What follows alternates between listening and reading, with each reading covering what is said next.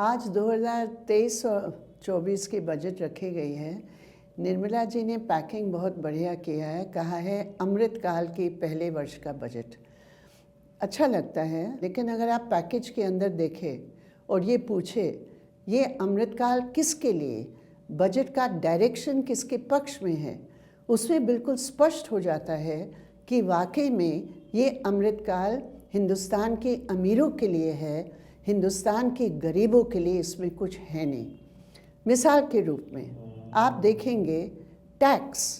इस वक्त हमारे देश में 1% अमीरों के पास इस देश की 40% धन है, लेकिन इस बजट के अमृतकाल बजट में उन्हीं अमीरों की टैक्स में कटौती की है, लगभग 3% कटौती की है। और इससे बिल्कुल स्पष्ट होता है कि इस बजट का जो पूरे आधार है वो आधार अमीरों के हितों को बचाने की है। उसकी दूसरी तस्वीर अगर हम देखते हैं, आपका रेवेन्यू आ रहा है अप्रत्यक्ष कर से, इनडायरेक्ट टैक्स, यानी कि लोगों की जेब से हर आवश्यक चीज पर टैक्स लगाकर खाली किया जाता है।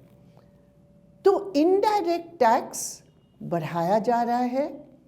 दूसरी तरफ जब कहा जा रहा है कि मध्यम वर्ग के हमने बहुत टैक्स कम किया, 7 लाख रुपया कमाने वालों के ऊपर कोई टैक्स नहीं है।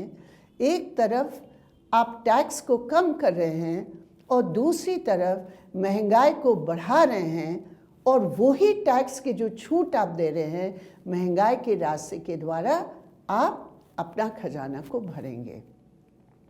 तीसरी बात, आज ग्रामीण क्षेत्र में इतनी ज़बरदस्त संकट है।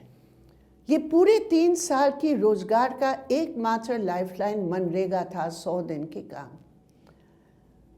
आज सरकार ने क्या किया, कितना बड़ा अपराध है। आप देखिए, मनरेगा के एलोकेशन में 33% कटौती की गई है। जब बढ़ाने की बात थी, कटौती की गई है। महंगाई बढ़ रही है, फूड सिक्योरिटी, खाद्य सुरक्षा को बढ़ाने की बात है।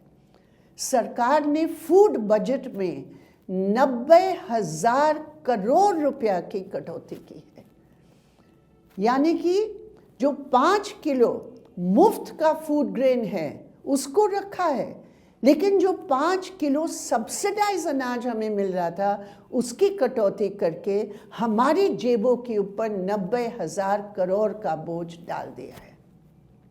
और सबसे बड़ी बात है, दलितों, आदिवासी, महिलाओं की बजट जो अलग स्टेटमेंट होता है, 10A और 10B एक अलग बयान होता है, अलग विवरण दिए जाते हैं, उसमें इस बार दलितों के लिए पूरी बजट में केवल 3% है और आदिवासियों के लिए उससे भी कम, केवल 2.4% है, जबकि उनकी आबादी 16% और 8.6% के बराबर के हिसाब से एलोकेशन होना चाहिए था।